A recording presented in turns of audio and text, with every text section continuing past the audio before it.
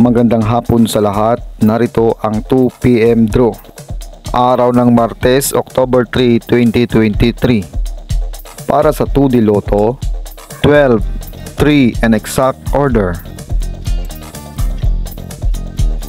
Para sa 3D Lotto, 0, 1, 2 and exact order.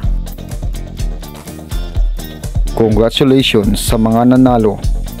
Mag-like, subscribe para updated kayo sa mga susunod na draw. Maraming salamat at magandang hapon.